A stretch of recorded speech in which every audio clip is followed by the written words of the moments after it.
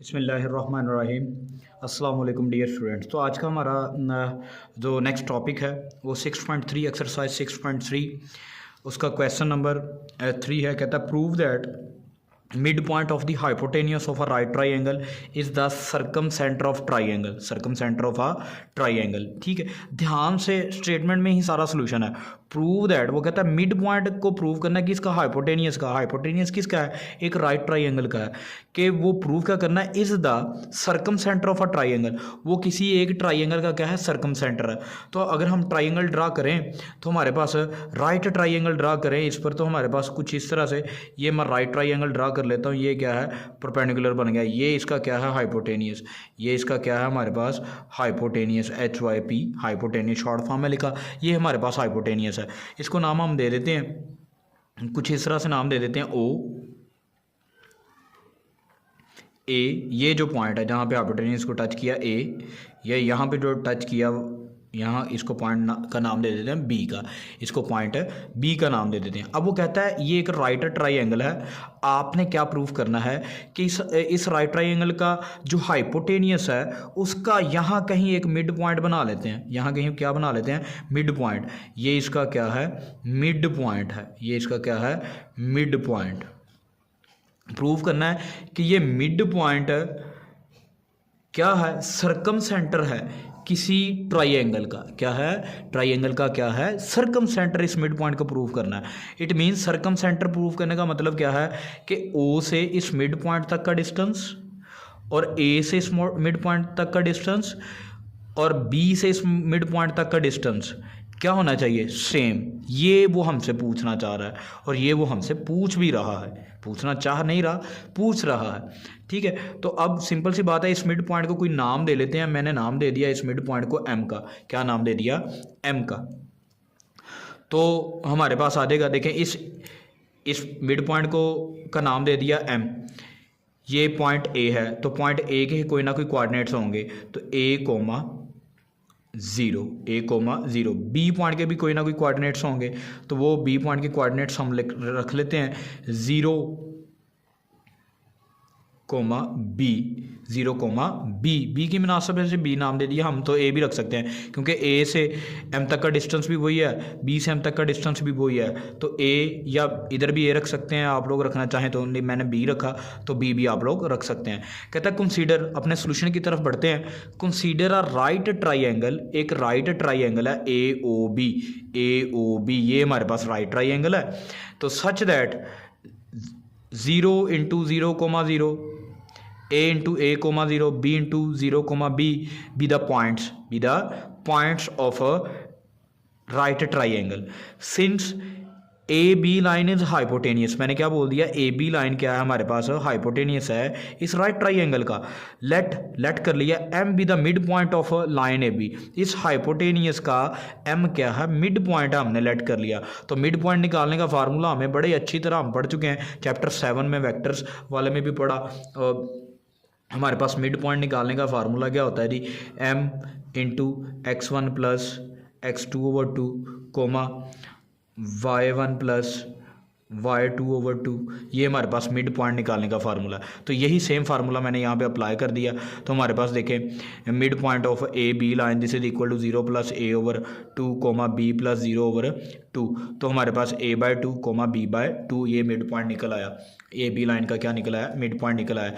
अब देखें हमने क्या प्रूफ करना, मैं आगे बता चुका हूँ। A से M तक का डिस्टेंस, B से M तक का डिस्टेंस, O से M तक का डिस्टेंस क्या होना चाहिए, सेम।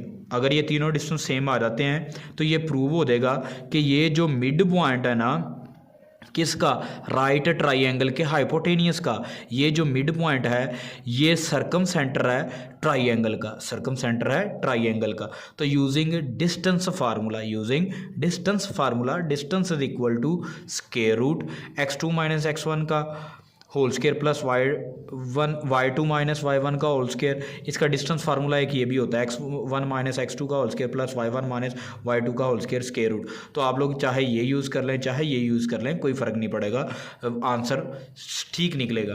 तो मैं ये यूज़ कर रहा हूँ, ये वाला बेटा।